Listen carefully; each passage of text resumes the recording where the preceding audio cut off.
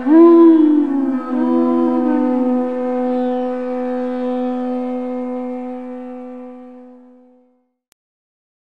Namo Bhagavate Vasudevaya.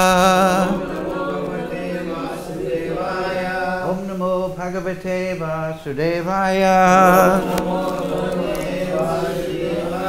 Om Namo Bhagavate Vasudevaya. All together, please. Om Jnana Timarandasya Ganandana Salakaya Chakshurun Militam Yena Tasmai Shri Gurave Namaha Shri Chaitanya Manobhistam Stapitam Yena Bhutale Swayam Rupa Kadamayam Dadati Swapadantikam Vandeham Shri Guru Shri Yukta Padakamalam Shri Gurun Vaishnavamscha Shri Rupam Sagrajatam Sahagana Raganatam Vitam Tam Sajivam Sadvaitam Savadutam Prijna Sahitam Krishna Chaitanya Devam Radha Krishna Padang Sahagana Lalita Shri Vishakam He Krishna Karna Sindhu Tina Bandhu Jagatpate Gopesha Gopika Kanta Radha Kanta Namostute Gaurange Rishabhana Sudadevi Pranamami Hari Priye Vanchakalpadharubhyascha Kripa Sindhu Bevacha Patitanam Pavnebhyo Vaishnavebhyo Namo Namaha Shri Krishna Chaitanya Prabhu Nityananda Shri Advaita Gadadhara Shivasadi Gaura Bhakta Vrinda Hare Krishna, Krishna Krishna, Hare Hare, Hare Ram, Ram Ram, Hare Hare. So reading from Srimad Bhagavad-Gita as it is, translation and commentary, His Divine Grace Srila Prabhupada. So today's verse is 61 of chapter 18. Like we said before, very famous verse. So, everyone knows this verse, so we'll do it line by line. Please repeat. Ishvara Sarvabhutanam Hriday Sayajuna Tistati Brahmayan Sarvabhutani Yantra Rudrani Mayaya. So, please repeat word for word. Ishvaraha, the Supreme Lord, Sarvabhutanam, of all living entities, Hriddeshe, in the location of the heart, Arjuna, O Arjuna, Tisthati, resides, Pramayan, causing to travel, Sarvabhutani, all living entities, Yantra, on a machine, Harudhani, being placed, Mayaya, under the spell of material energy. Translation, Srila Prabhupada. The Supreme Lord is situated in everyone's heart, O Arjuna, and is directing the wanderings of all living entities who are seated as on a machine made of the material energy. Please repeat. The Supreme Lord, is situated in everyone's heart, O Arjuna, and is directing the wanderings of all living entities who are seated as on a machine made of the material energy. Purport Srila Prabhupada. Arjuna was not the supreme knower, and his decision to fight or not to fight was confined to his limited discretion. Lord Krishna instructed that the individual soul is not all in all. The Supreme Personality of Godhead, or He Himself, Krishna, as the localized Supersoul, sits in the heart, directing the living being. After changing bodies, the living entity forgets his past deeds, but the Supersoul, as the knower of the past, present and future, remains the witness of all his activities. Therefore, all the activities of the living entities are directed by this Supersoul. The living entity gets what he deserves and is carried by the material body, which is created in the material energy under the direction of the Supersoul. As soon as the living entity is placed in a particular type of body, he has to work under the spell of that bodily condition. A person seated in a high-speed motor car goes faster than one seated in a slower car. Though the living entities, the drivers, may be the same, similarly, by the order of the Supreme Soul, material nature fastens a particular type of body to a particular type of living entity, so that he may work according to his past desires. The living entity is not independent. One should not think himself independent of the Supreme Personality of Godhead. The individual is always under the Lord's control. Therefore, one's duty is to surrender, and that is the injunction of the next verse. We'll read that just as a matter of connection. O scion of Bharat, surrender unto him utterly. By his grace you will attain transcendental peace and the supreme and eternal abode. So that's very similar, is it not, to that verse, Tesham satata yuktanam bhajatam pritipurvakam dadami buddhayogam tam yenamam upiyantite. To those is one of the Chatur Sloki. To those that are constantly devoted, I give them the intelligence and worship me with love. I give them the intelligence by which they can come to me. So Krishna is responding to the living entity's desire. If we want to forget Krishna, what is that verse? Jnanam apohanam cha. He will give forgetfulness. If you want your relationship with Krishna, then he'll guide you how to develop that. So if you forget Krishna, then you'll be snapped up by the three modes of material nature. And you'll wander in the material world according to your karma phal, the fruit of your activities. And you'll get bodies accordingly. We're all in this particular body, what we are, because the result of our karma phal. But also, a special thing is for devotees, that a devotee, having taken shelter in previous lives, he gets a particular body, and Krishna will be careful that that body is good for his spiritual development, you see. So devotee is especially supervised by Krishna. So a devotee then may get a male body, because that is good for his spiritual development in the next life. Or he may get a female body, because that may be good for her development in that life. But of course the point is that we're not the material body. We're seated within the material body, as this machine. And Prabhupada, he gives this example, just like you may be in a Rolls Royce or you may be in a Tom-Tom. But you're not the body. You're not the Rolls Royce, you're not the Tom-Tom, you're not the rickshaw, you're not the pig in the sewer. But you see, in the word for word, if you remember, Mayaya, under the spell of material energy. In the translation, who is seated on a machine made of the material energy. So the material body puts us under a spell, if you like, the spell of illusion. And that is called ahankara. Ahankara has three phases. Aham mameti. I am this body, and things related to this body, two phases, they are mine. This body is mine. I am a man, I'm a woman, I'm an American, I'm English, I'm an Indian, I'm Bengali, I'm whatever. So we have a false identity, that's the primary spell.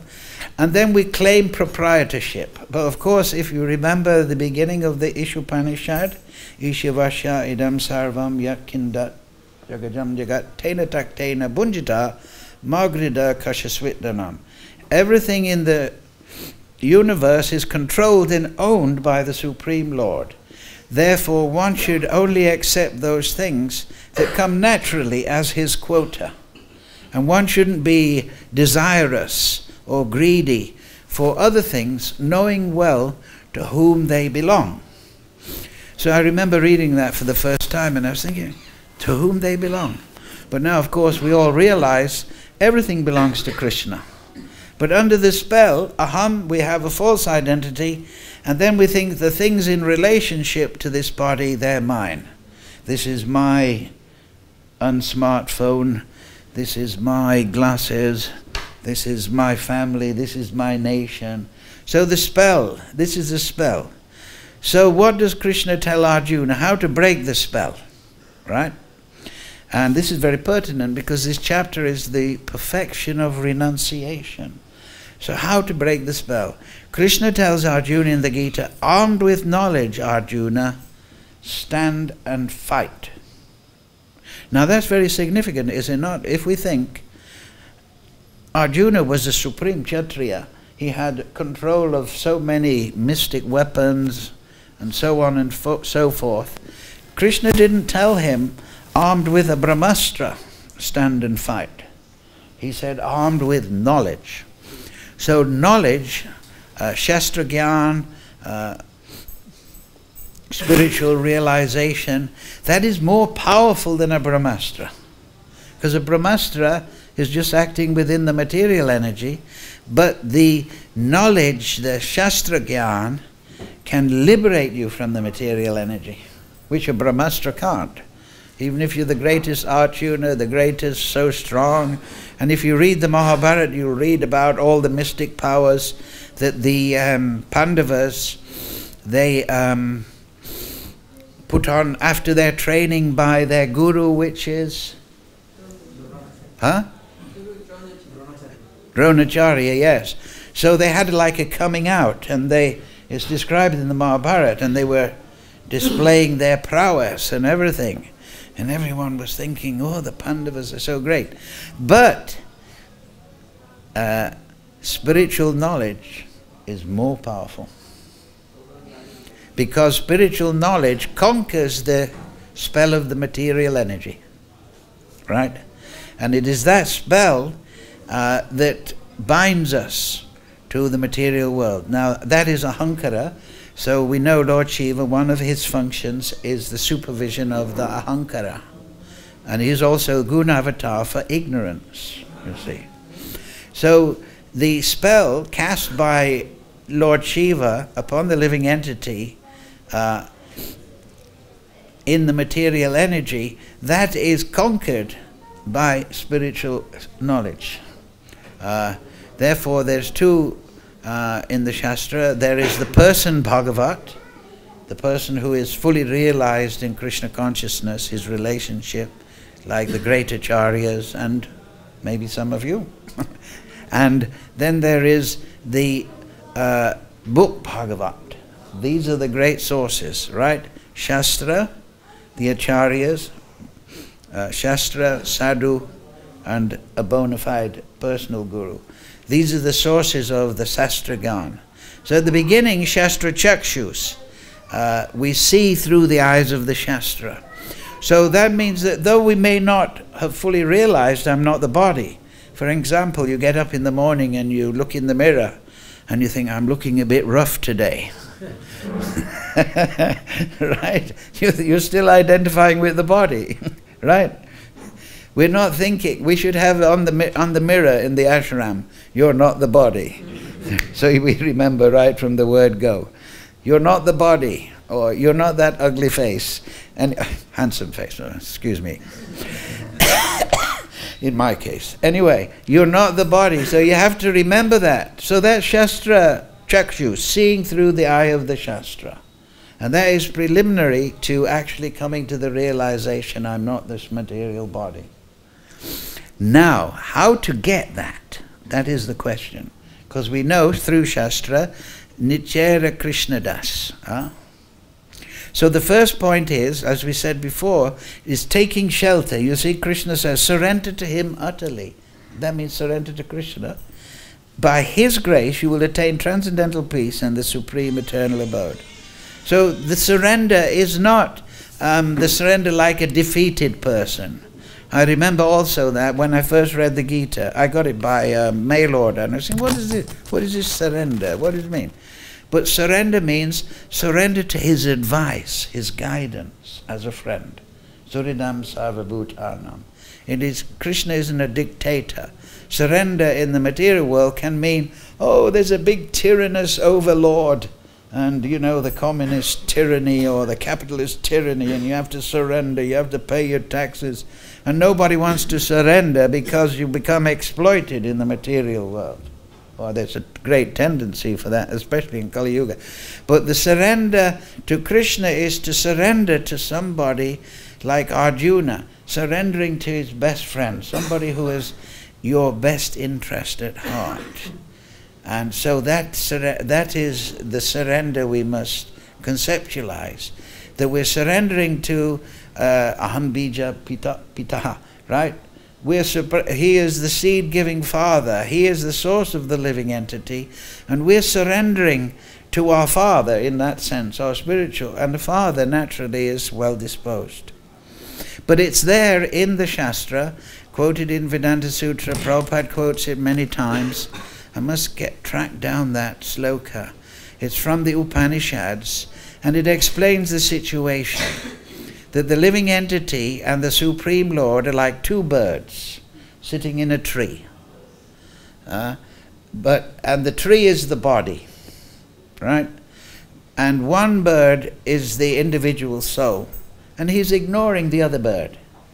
He just wants to enjoy the fruit, right? He wants to enjoy being a man, being a woman, being a child, being an old man, being a rich man, being a poor man, whatever. He wants to enjoy the fruit of the body, the fruit, the karma phal of his activities. He wants to enjoy. But the other bird is sitting there silently watching. And he is waiting. He's not imposing. That is the humility of Krishna. Krishna is unlimited. His mercy is unlimited. His humility is unlimited. He doesn't impose himself. You remember that verse? Yegatam mam prapajante tamsteva bhajami aham. All of them, as they surrender, I reward accordingly. So Krishna is waiting for us to surrender. So with spiritual knowledge, from the Shastra, from Guru, from the Acharya, we learn how to surrender. And that basically is to follow a pure life and to chant Hare Krishna, Krishna Krishna, Hare Hare, Hare Ram, Ram Ram, Hare Hare. And of course, other processes of bhakti, like hearing, chanting, remembering, Padasevanam, Archanam, Vandanam, Dasyam, the 9 processes of bhakti. So surrender means that, to make your goal Krishna. But just like an aeroplane, when it's flying across the sky, the wind or the pressure may make the aeroplane go off course, right? It's going to a primitive place like New York, for example. So the air currents are taking it to the left, to the right, it's pressing it up, down. But the pilot or the autopilot, he's adjusting because he's keeping his eye on the goal. So this is very important. But the intelligence how to adjust and keep is help given by Krishna. Because the yogi, to be a yogi is to understand that is to be aiming at the spiritual platform. There's 3 types of yogi, right? The Brahman yogi, he's interested in the effulgence of Krishna. Then that is Brahmavadi. Then there is the yogi, Astanga yogi. He's interested on the super soul. But then the bhakti yogi is interested in Bhagavan. And he wants to meditate and enter the leela of Bhagavan. So the yogi knows through Shastra, through sadhu, that this material energy is foreign. It has kept me in a spell. It is not my friend. It is not going to be a source of eternal happiness. Of course, otherwise, as Prabhupada, I remember one lecture, Prabhupada says, otherwise, if the material energy is so wonderful and if money is so good, why are millionaires committing suicide, right? They have all the cash, they can buy an aeroplane, or billionaires nowadays, million is not much. You'd like it, anyway. You can share it with me. But anyway, $1 million, anyway, so they are committing suicide, right? Why? Because they can get sense enjoyment to an unlimited degree, right? And this is, in Kali Yuga, the leaders, they're very rich, dressed as kings. They're often the most corrupt people, are they not? Huh? Because they can take all the drugs, but then they have to go into rehab. And then they go on television and they make these pathetic interviews. Yeah, it was not good, now I'm in rehab. And then a year later they're in rehab again. And this is the material energy. The more you try to enjoy it, the more you'll be entangled. So Krishna's advice, surrender, is, okay, now you have the material body and you have the 4 material necessities: eating, sleeping, mating, defending, right? Animals do that. But the human can inquire about spiritual knowledge. You're all human, you're coming and we're interested in this subject. But the animal is not coming. Of course, special animals might be, like Shivananda saying his dog, and special. And Lord Chaitanya got the tigers to dance in the, what is it, Dandakaranya forest, was it? So, but we shouldn't try that. Don't try that. Don't go to Bengal and say, I'll wander around the mouth of the Ganga and make the tiger dance. No, you know your own position, your capacity. So it might happen. I don't know. But don't bet on it. So the thing is, also, it's very interesting, I've read in the Shastra, it really, that in the material world, because of this body, we must eat. If we don't eat, we become weak and sick. If we don't drink, we become sick. And we must have eating, sleeping. We must sleep. You know, one of the things they do, if they want to torture somebody, they just keep him up. You know, they make, and then he breaks because what happens is explained in Vedanta Sutra that when you sleep, what happens is you go into a kind of susupti, a Brahman state, and then you're because the material energy is so stressful for the living entity, it's such a foreign environment, that when he goes into deep sleep, he gets completely refreshed. And therefore, when we have a good night's sleep, you say, oh, I slept like a rock, right? That's susupti. Your consciousness is withdrawn, you're merged in a Brahman state. And so somebody may say, well, if you're in Brahman, why aren't you purified? Example is given in the Vedanta Sutra, the commentary of Baladev Bhushan. He says that the living entity, when he enters the Brahman state, known as susupti, in deep sleep, he is like, his karma, he is like water inside a bottle that is put in a river. So by connection with the river, he takes the same temperature as the river and so on. But he's still within the bottle. So when he comes out of susupti to, what is it, swapna, that is the dreaming state, he still maintains his desires and karma flow. So he enters susupti, but he doesn't become purified, but he becomes relieved. And so the material energy is the foreign environment. So the yogi knows that. And so this is very important. If we want to become yogis, we have to have this idea that the material energy will never satisfy me. It is not a place of happiness. So, but I need eat. I need to sleep. So then you should eat sattvic bhojan, and you should offer to the Supreme Lord with devotion. Your eating becomes purified. Sleep, you should sleep not during, generally advised, not to sleep too much, yuktahara viharasya, and you shouldn't sleep at dawn and dusk. They say that is also not a good time, because that is when the bhutas, pretas, pishashas, they come out. So that is not a good time to sleep. You should generally sleep after sunset and wake up before sunrise. That is yogic life, sattvic life. And then sleep, mating. So then, oh, we have a necessity for sex. It's very difficult to give up sex. Then get married and have children with your wife. And be an Aryan, be a faithful husband, do your duties, live a regulated life. And then defending, then be a good member of society, protect your family and everything and so on. Now, but I remember years ago, it really struck me when I heard it. I think it was Prabhupada, or was it an essay by Srila Bhaktisiddhanta? But he was explaining that in the spiritual world, people eat.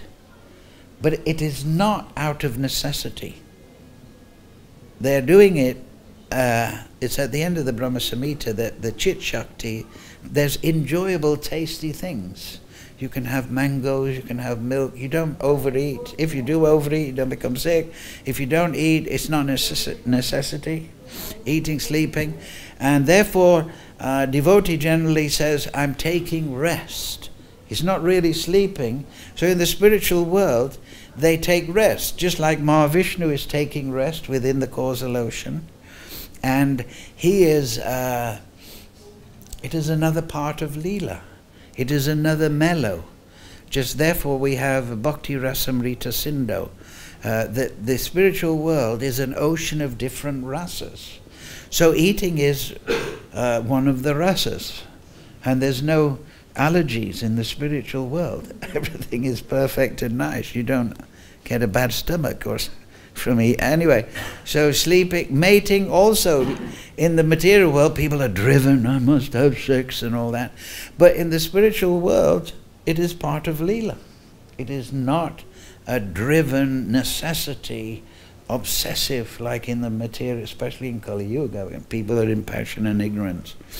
And then defending, there's no need of defending in that sense. But still, we read in the Govinda Leela and Rita, the Krishna Leela, that there is, you know, there's the camp of Chandravali, and they are maybe Lalita Shaki, is, you know, there's a kind of defending, but it's all Leela. It's all different rasas. And it is all performed out of ecstasy. So, that perception of the spiritual world is very important. So the two things are necessary for a yogi. I want to become, like it says here, the perfection of renunciation. So at the beginning of this chapter, Krishna explains what is renunciation. I don't want this material world. And at the other time, I want that. You see, two sides of the coin. Like, for example, at the beginning of this chapter, Arjuna asked Krishna, what is tyag? What is sannyas? So Krishna explains, sannyas means to act, but without material impetus. That means one is surrendered to the codes given, which you just described, Navada Bhakti, and living a pure life. So one is surrendered to that. And that is not a material impetus, because he's trying to satisfy the Guru, Yasha Prasada, you see. So therefore, that is on the transcendental platform. So sannyas, whereas, you see, in the material world, people are acting under material impetus for eating, sleeping, mating, defending, for dhanam, janam, sundaram, right? You know these, right? These material things. People are acting to get them. So Krishna explains what is, Arjuna's question is, the other, so that's the front end of activity. Why are you doing it? But then you can say the back end is tyag. Krishna explains that tyag is to act without attachment to the fruit. So that's the perfection of renunciation. That you are acting on behalf of the spiritual master, on behalf of Krishna, according to the codes in the Veda. That's your impetus. And you're not attached to the fruit. There will be a fruit, there will be, the future is there, but you're using it as a yagya, like we'll see later. Manmana bhavamad bhakto madhyaji. So the devotee acts for the spiritual master, and the fruit he offers to Krishna. So that is renunciation. But that is one side of the coin. So the perfection, this is a brilliant translation by Prabhupada. The perfection of renunciation is not just to be renounced that I'm not the body, I'm not this material, these things are not mine. That is one side of the coin. The perfection of renunciation is to be attached to Krishna. So I think it's verse 47. 1 minute. In this chapter.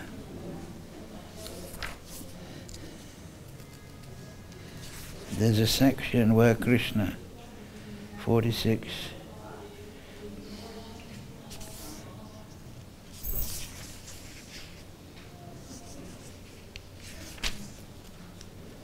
Where was it?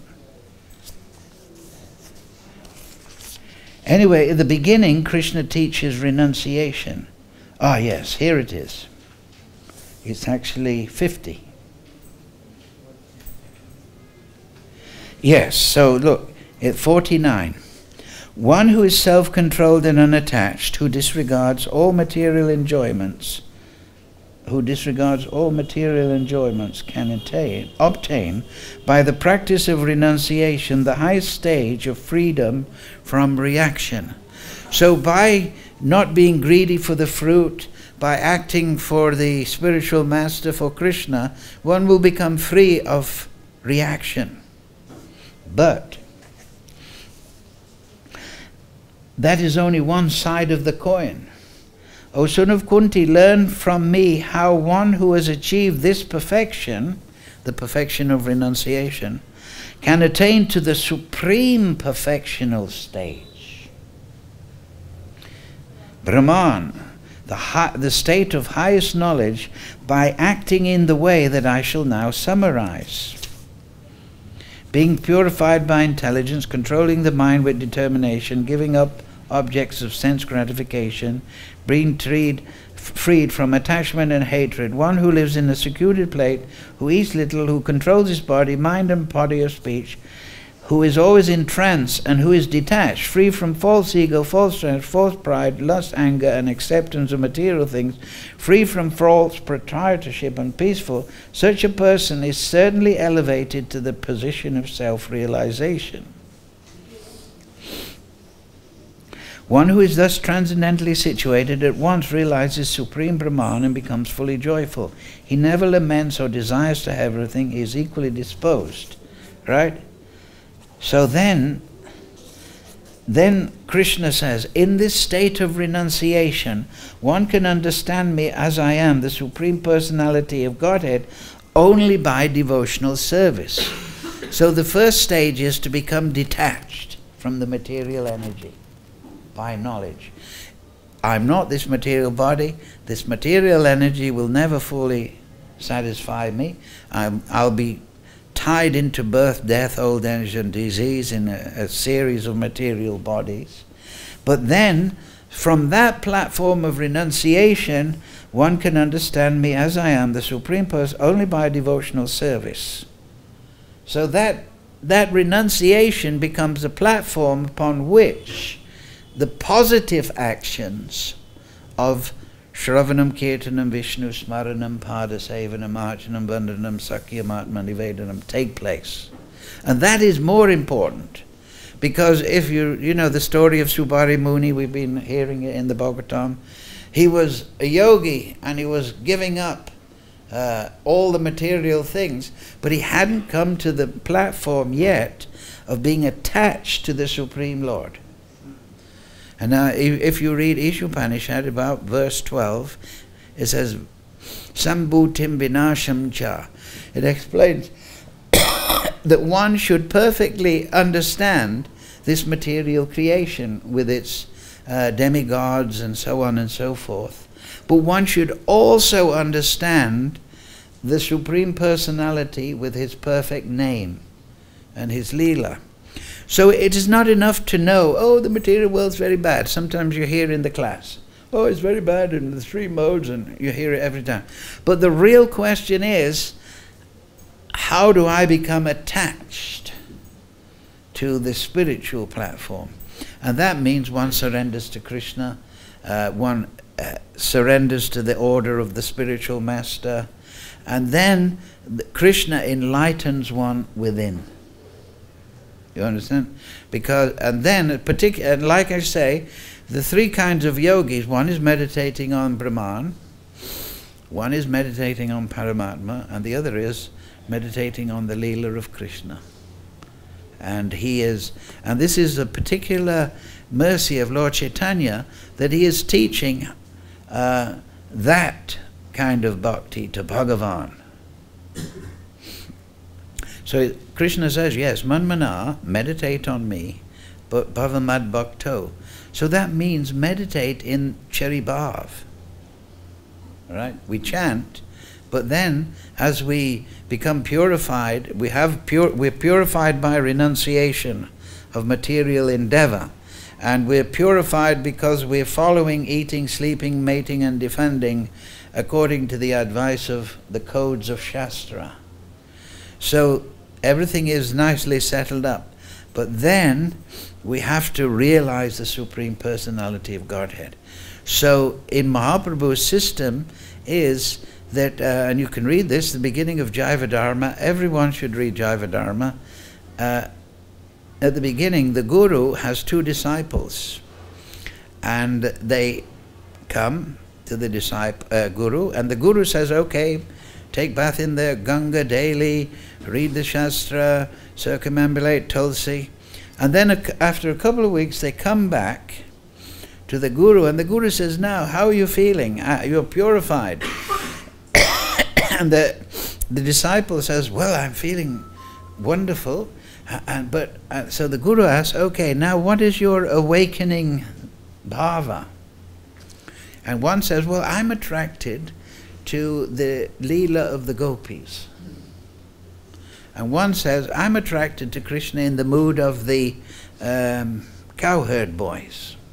So then the Guru says, okay, now when you perform your bhajan, your chanting, your study, you cultivate that mood. That is not awakening from your mind, but awakening from the soul. And so then, this is called Bhuta Shuddhi. And that verse is there. Naham vipo to narapatir naipi vaishana sudro naham vani. I'm nothing to do with this material designation. What am I? Gopi bhata kamalayor dasa das anadas. So that is the special understanding given by Mahaprabhu.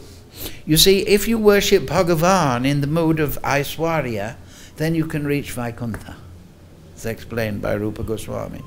But if you learn to adopt the awakening mood that you will get from a life of purity and a life of understanding the spiritual world, if you sit down before you chant and you conjure up this mood in its very basic form, you know, Sahajiya is just using his imagination.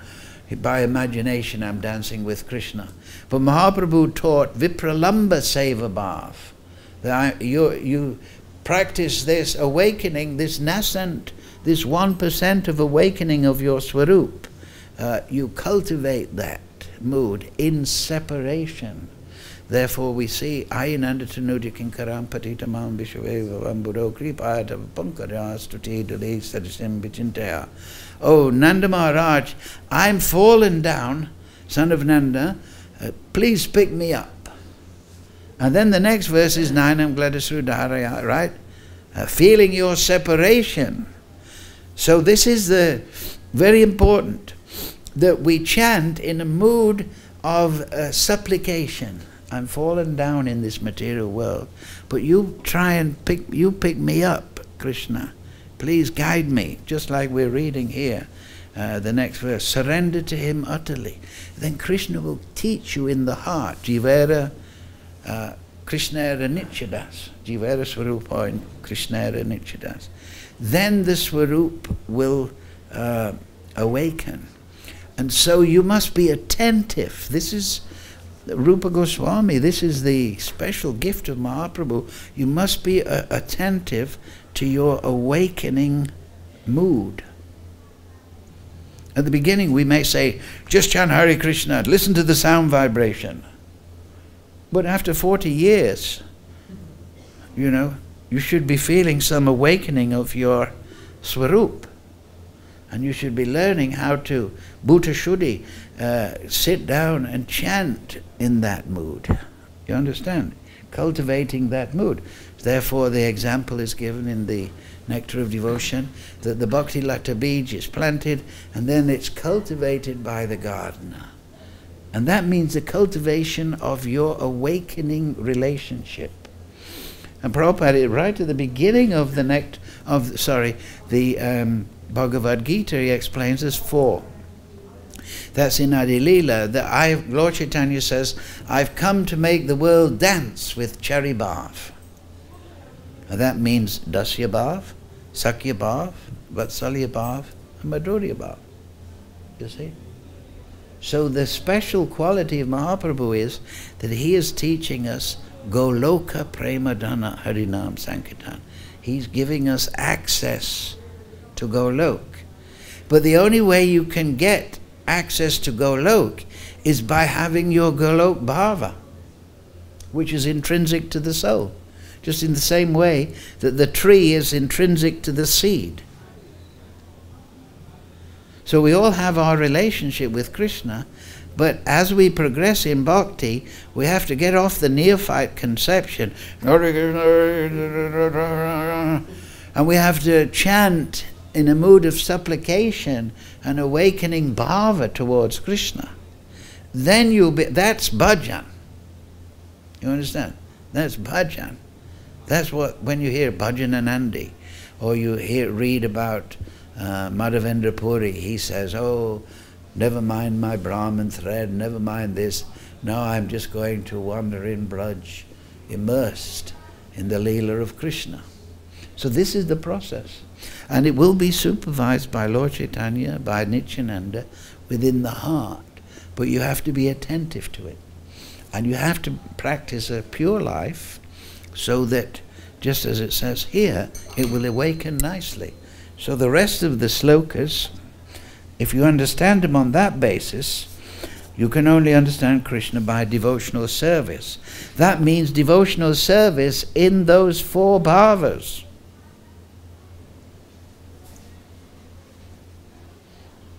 Not book knowledge, but you can understand the Leela of Krishna by awakening your Swarup.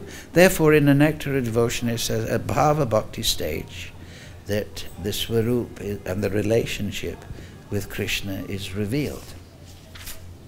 So, though engaged in all kind of activity, my pure devotee, under my protection, reaches the eternal and imperishable abode by my grace. In all activities, just depend upon me and work always under my protection. In such devotional service, be fully conscious of me. So this is the perfection of renunciation. Perfection of renunciation means attachment to Krishna. Just becoming renounced from the material energy is the first step. And it'll become boring after a while unless you are getting rasa, rasaham apsakunteya, right? That by getting the higher taste, you lose the lower taste.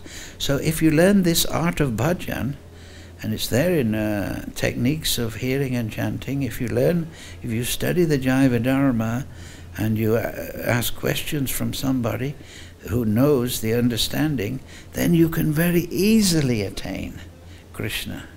If you become conscious of me, you will pass over all obstacles of conditioned life by my grace. If, however, you do not work in such consciousness, but act through false ego. Now, you know the 10th offense against the holy name is what?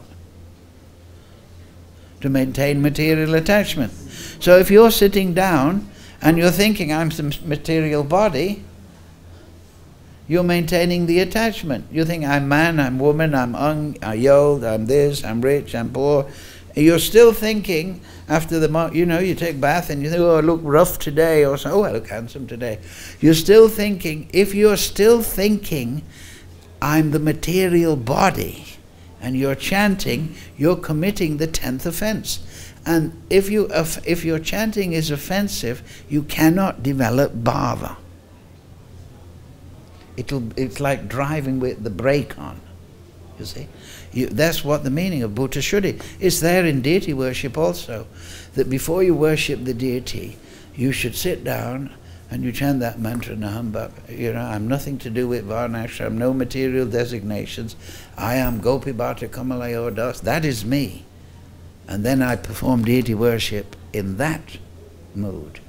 So, like I say at the beginning, Shastra Chakshus, we have to cultivate this intellectually.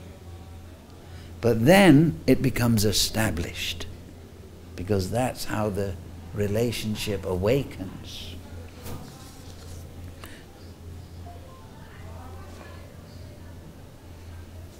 Yes. If, however, you do not work in such consciousness, but act through false ego, thinking, oh, I'm working very hard for Krishna, so I'm going back to Godhead. No, that is Dhenikasura, right? Dhenikasura represents the ass demon. He wants to work like an ass, but he doesn't want doesn't want anyone else to eat the rasa, you know, the tal fruit, right? So he said, "Oh, don't! This is for sahajiyas. What you're talking about?" No, it's all nonsense. This is Mahaprabhu's special method given by Rupa Raghunath Apade. They were the most renounced, but they were the most attached to Krishna. And they were attached through their Swarup. Of course, they are Nitya Siddhas. They are Swarup Shakti. They're Manjaris, expansion of the Astashakti. But it is that meditation on those souls, the leaders of the Sthayi Bhavs, that awakens our Sthayi Bhav. You understand? So don't sit down and think, I'm not the body, I'm not the body, the temple president is horrible, I don't like him. No, we become absorbed on the other side of the coin. You understand? By cultivating your awakening. Because bhakti can be put in 4 stages. Vaidhi, you follow rules and regulations. So we tell, chant Hare Krishna, listen to the sound. But then within Vaidhi, rag. Rag means attraction. So this is Vaidhi Bhakti, 2 divisions. Rag means your attraction to Krishna will awaken. Just like in the 12th chapter, if you cannot think of me continuously, Arjuna, then follow the rules and regulations of Bhakti, and in that way you will develop the desire to attain me. Right? So Vaidhi Bhakti means follow rules and regulations, and then your desire to attain Krishna. Then Rag turns to Rati. Rati means a Shakti, attachment. And then attachment leads to prema. So, at the beginning, we have to use intelligence, Shastra Gyan, good association, to remember we're not the body. But you remember that tomorrow when you sit down to chant, or even tonight. Before you chant, remember, I'm not the body. I'm the soul, like today's verse says, within the body. And it's good. The material energy is no good. But what about learning the spiritual leela, the spiritual energy? What is the Astakala Leela? What is Krishna Bhavanamrita? What is Lalita Madhava? What is Vidagdha Madhava? These Leela Shastra. What is Prema Sambut? Right? That is there to introduce us to the spiritual world. And that is the perfection of renunciation. Under illusion, you're now declining to act according to my direction, but compelled by the work of your own nature, you will act all the sun. Right? And then today's verse. The Supreme Lord is situated in everyone's heart, O Arjuna, and directing the wanderings of all living entities. Surrender to Him utterly. By His grace, you will attain transcendental peace and the supreme eternal abode. So that is very important. That is the meaning of that. I, Nanda, to need you. I'm fallen down, Nanda Maharaj. You please pick me up. I can't do it by myself. Right? You see? I'm fallen in this material energy, now you help me. I've studied the Shastra, I've heard the Shastra, but now please pick me up, put me in the spiritual world. You see? Just like, because Krishna is the Father, He's unlimitedly merciful.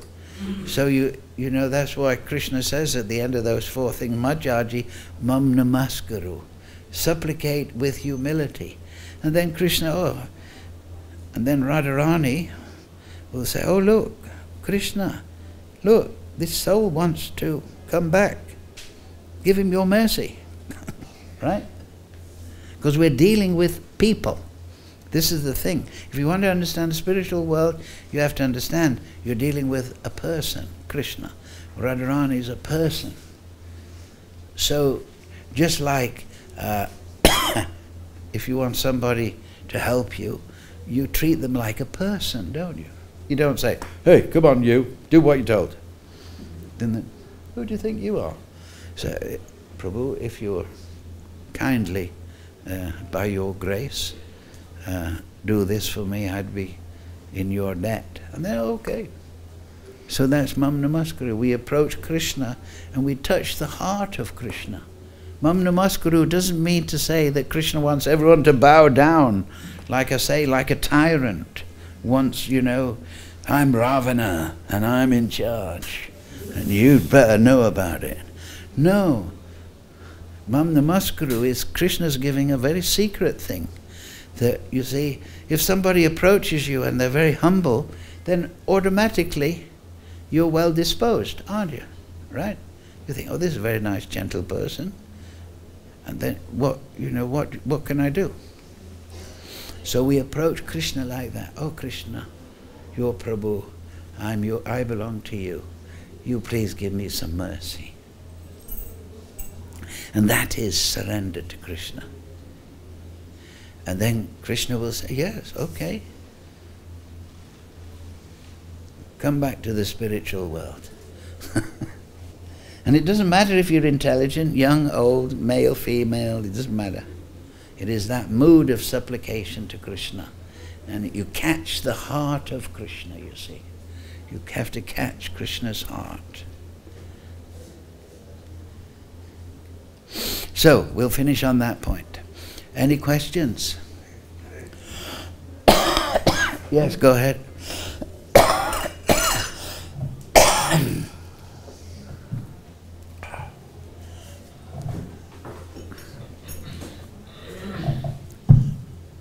Hare Krishna. So, pure devotional service, how can you understand the person is in pure love of Krishna? How can we understand? Well, just like a neophyte chess player, he cannot fully understand the chess moves of a chess master, right? Now he may think he understands. Oh, look at that, he's moving there. But the chess master is 10 moves ahead, right? So when we look at pure devotees and the great ecstatic, great liberated souls, we should always remember that we are only seeing according to our ability. And therefore, but there are symptoms, right? 6 symptoms. They accept and reject, they're humble and so on. Those are the 6 symptoms of a surrendered soul. But to understand their consciousness, how they are in the Leela, they may be sitting on the bus next to you, right? But they may be completely absorbed in the Krishna Leela, right? So through the Shastra, through Shastra Gyan, from Guru, Sadhu and Shastra, we can have a glimpse. And that should inspire us. We should not think. Rupa Goswami says you should have confidence, because we're born for that. We're born for that. That is not just for Rupa Goswami, Sanatana Goswami, Rupa Raghunath, Madhavendra Puri. No, we're made for that relationship. We're all made to be the ecstatic servitors of Krishna. So by meditating on, like you say, how can we understand them? Well, we have to apply ourselves, we have to meditate on their Leela, we have to read about them. And then by the grace of Krishna we get some vision. Just like when you first start to play music, your sense of tone, your sense of rhythm may be very basic. But then as you keep practicing, you can hear more in music, because your ear is developing. But how do you develop your ear? By listening to the great musicians, right? Then you think, oh, now I see, at the beginning, you know, a child hears Beethoven and he just hears boom, boom, boom, boom, boom, you know. But a developed musician listened to Beethoven and said, what a beautiful cadence, how nicely, right? So, how can we understand? By applying our intelligence. And Krishna in the heart, he will give us understanding. And as our understanding improves, then we will understand the spiritual world. Like I say, in the spiritual world, I remember hearing that, Prabhupada was explaining, there is eating, sleeping, mating and defending in the spiritual world, but it's not under impetus of necessity. It is just different flavors of Leela. You see? So that is Vaikuntha. Here we're driven by this, under the spell of the material energy, Maya. So we're under the spell. So if we act in Sattva Gun, act Sattvic life, purify our life, and we apply ourselves to the Leela of Krishna, then we get understanding. Because that is innate. We're made for that. You understand? Are you falling asleep? Oh, okay. Or maybe you're entering into Leela, I don't know. Yes, any question? Yes.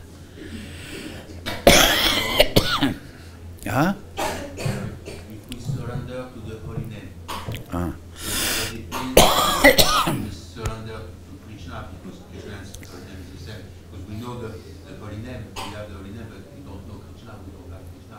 So if we surrender to the holy name, does it mean we surrender to Krishna without knowing him and knowing our relationship with him and so on? So is it sufficient to try to surrender to the holy name?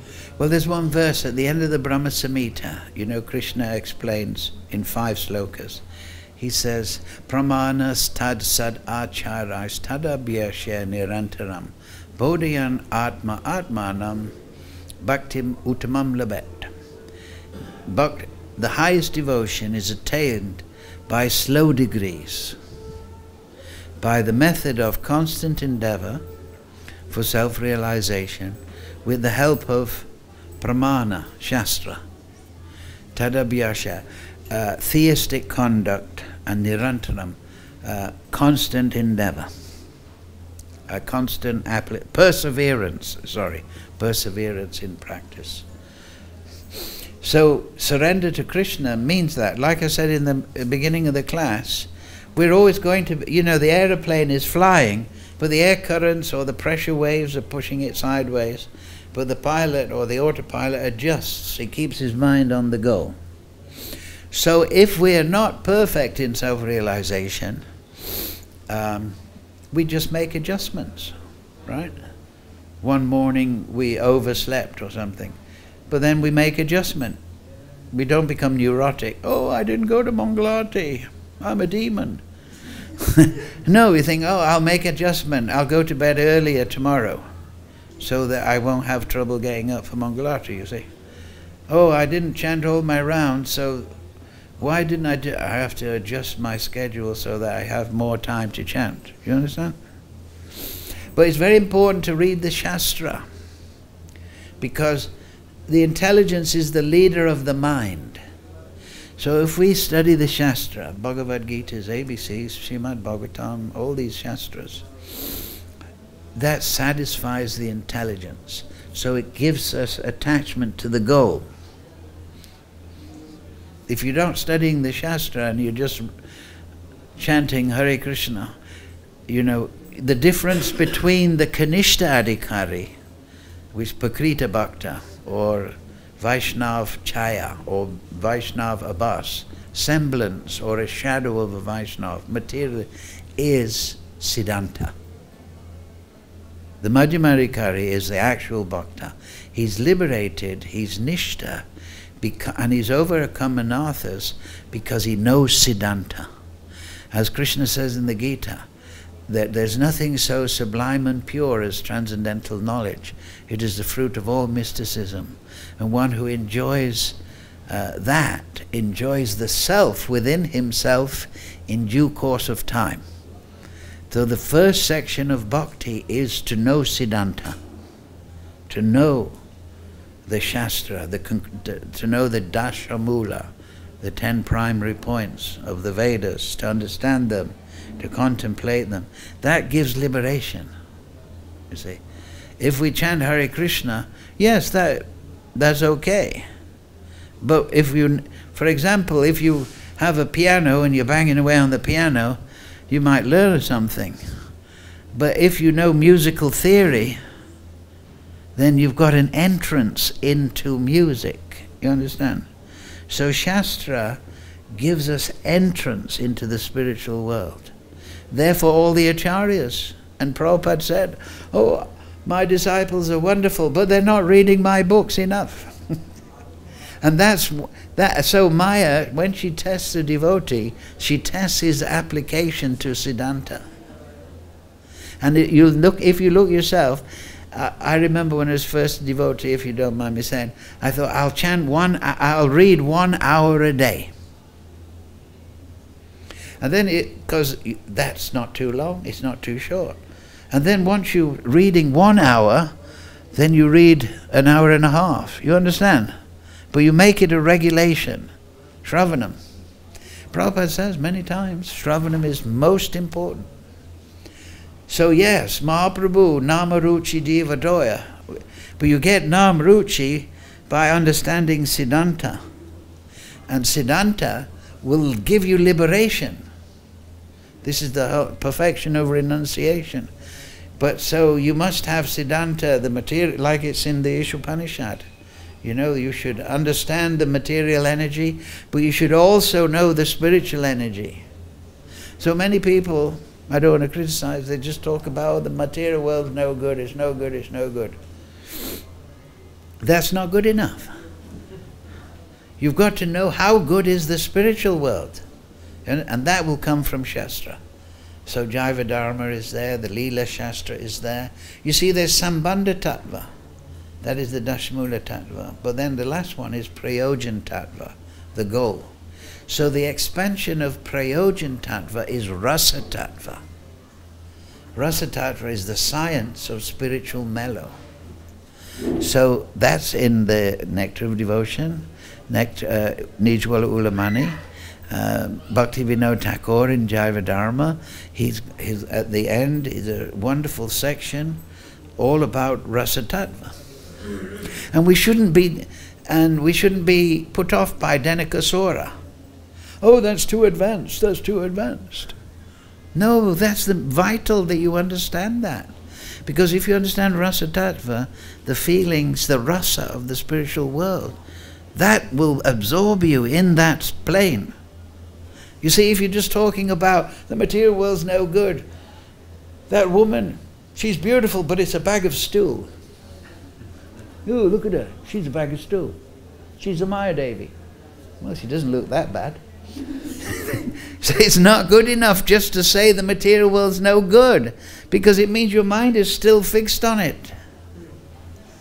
You see the point? Your mind has to be fixed on the transcendental abode. That's why I say the yogi, he's fixed on the Brahman, Paramatma, or the Leela of Krishna.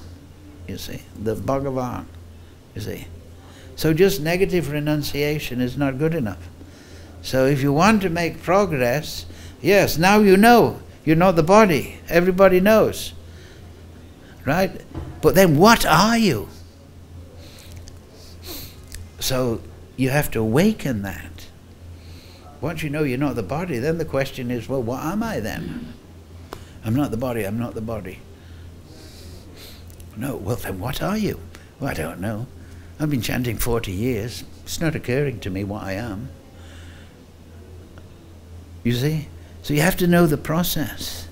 You have to know the process. And what I just described earlier is you have to feel an attraction, rag, and you have to develop that attraction into rati, attachment. And then you'll get bhava, and you'll get direct personal relationship, realization of Krishna. Do you see my point? Does that satisfy you? This is very important. That's what the meaning of, like I said, that is the perfection of renunciation. The perfection of renunciation is attachment to Krishna and his Leela. And that attachment is only possible through awakening sthayi bhav, our relationship in dasya bhav, sakya bhav, vatsalya. We all have an intrinsic relationship. So that is how we become attached. Do we need also the association of our person with, like this, with attached? Yeah, well, that's very, very important. Sadhu Sangha, Shava Sastroy. But Lava Mata Sadhu Sangha. If you can, from the sadhu, you can get the realization. And that realization can sustain you for 1,000,000 lifetimes or one lifetime. You understand? So, yes, what is Lord Chaitanya? Asat Sangi Tyagi a Vaishnava cha, right? Who is a Vaishnav? He says he gives up Asat Sangi, Tyagi, gives it up. Because that will spoil his awakening bhava, you see. So the Vaishnav, he may be in touch with the material world, the news and this and that, but he's just keeping in tune with it. But his real attention is, oh, now it's 6 o'clock. So what's happening in the spiritual world now? Right? Prabhupada says, if you want to know the Leela of Krishna, it's in Krishna book, you should read Krishna Bhavanamrita. Krishna Bhavanamrita is based on the Govinda Leelamrita of Krishna Das Kaviraj, and it's the Astakala Leela, what Krishna's doing at the 8 time periods. So we should have that understanding. Oh, now Krishna, 6 o'clock, he's thinking, everyone's settling down, soon I'll be able to sneak out and dance with Radharani in the Nikunja. All right? And he's making a plan. You see? So this is how we should be living, you see? And then Mangalarti time. What's Mangalarti time? That's explained, that's the Pratak Leela. Krishna is awakening in the Nikunja. And he's thinking, oh, I might... And the birds are playing, right? They're making a dawn chorus. And the Manjaris and Lalita Shaki are bringing nice, refreshing drinks. And they're sitting on the edge of the bed and they're awakening. And this is Leela. They're not tired, but they're just tasting different rasas in their Leela. This is, like I say, this is rasa tattva will give you... And they think, oh dear, I'd better get back to the palace, or Nanda Maharaj will find out I've not been there all night. You see? So we should understand what's going on in it. The Govinda Leelamrita is on Sunday pastimes. But the pastime, that is a basic format, but the Leela changes all the time. Different days. You see, in the Govinda Leelamrita, Krishna is worship, and Radharani is worshipping Surya, sun god, you see. So they go to, and so Radharani comes to worship the sun god, and Krishna has dressed himself as a Brahmin, you know. And Radharani said, this is a very attractive Brahmin priest in the Surya Mandir. You know, it's near the It's near Radhakund, right? You can go. And then Krishna chants some funny mantra. Shiram darang dharing dong ha yong da avabenya. They go, what kind of Brahmin is this? And then they realize this is Krishna. He's joking that Lalita Madhava. And then they all have great fun. You see. So you see, just thinking about it now is happy, right? So this is the perfection of renunciation. To know the Leela of Krishna and to become absorbed in it. Just knowing the material world, I'm not the body, I'm not this body, I'm not this thing, these things don't belong to me. That is not going to take you to the spiritual world. I mean, it may, because Krishna may just grab you and say.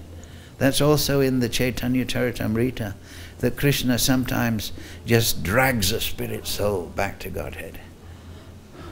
Kripa Siddhi. But, you know. So this is the process. Yes, material world's no good. But then how good is the spiritual world? So get a Jaiva Dharma. Study it. 1 hour a day. Because then your mind will say, oh, that's okay, 1 hour isn't too long. But then once you've opened the book,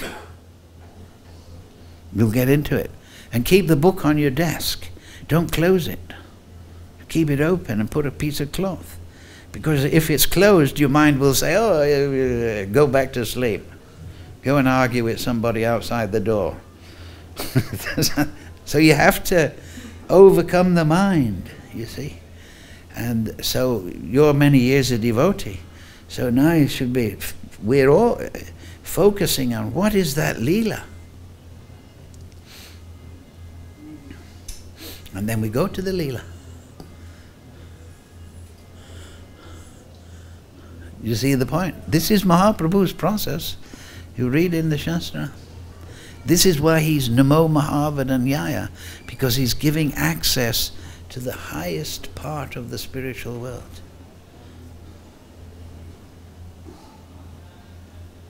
Oh, okay. Krishna Bhagavad-Gita is a separate book. It's Vishwanath Chakravarti. It's small. It's an expansion. It's actually shorter than the Govinda Lilamrita, which was written by Krishnadas Kaviraj. But you see, it's a custom in the Vaishnav circles that you don't try to surpass the previous Acharya. So Vishwanath, he was a brilliant poet, Vishwanath Chakravarti. So he wrote a very artistic, poetic. I haven't got full comprehension of the Sanskrit poetry, but it's more artistic and like that. Because every person has their own voice, right? So Vishwanath Chakravarti is a great poet. So Bhavanamrita, it's based on the Ashtakala Leela, but it's very artistic. And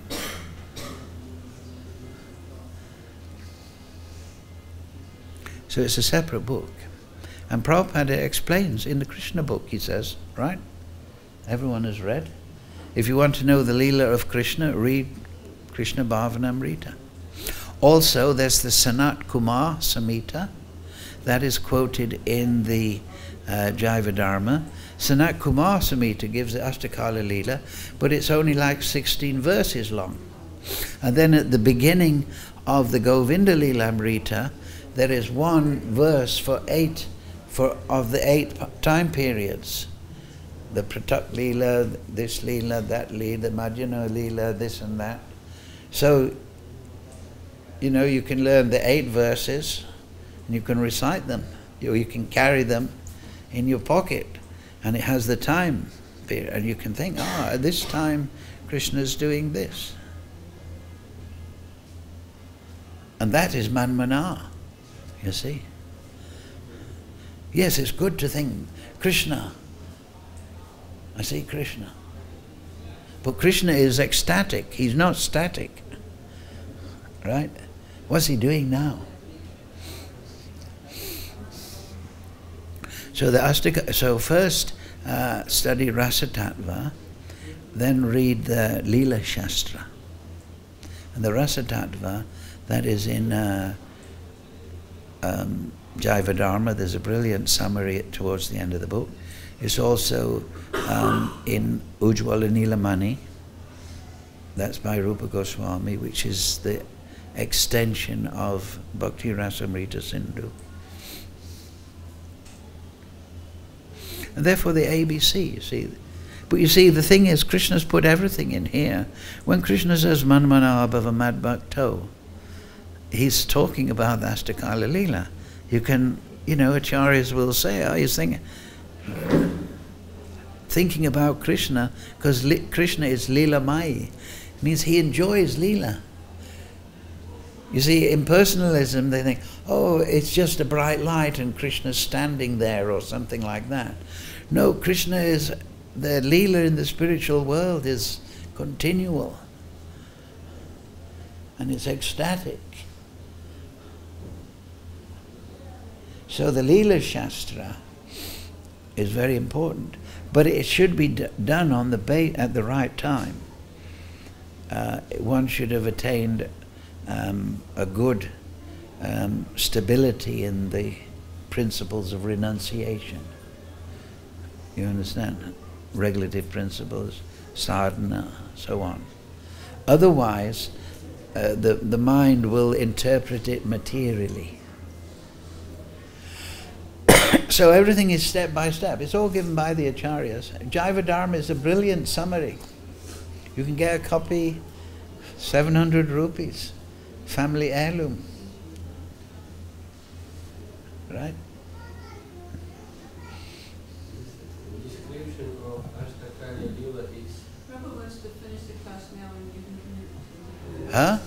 He wants to finish the class and you can continue. Is he giving the class? Yeah. So he wants to finish me? In a small group and let him go. Yeah. Oh, you want to dismantle everything? He wants to do it. Yeah, okay, do it. We won't be offended. No, please do. You've got a schedule, do it. But anyway, you ask your question anyway. You dismantle it. He didn't understand the play on words. Anyway, go on. The description of Astakaya is mainly from the viewpoint of Madhurya. Ashta means 8. Yeah, so this description is from the point of Madhurya Leela. No. If you read all the cowherd boys are there, Mother Yashoda, everything is there. It's not that the Leela is separated. They're all, part of the same. They're all parts of the unit. You can get these books, search them out on the net. Okay, thank you all very much. Srila Prabhupada Bhagavad-Gita Sadhu Sangha Ki Jai.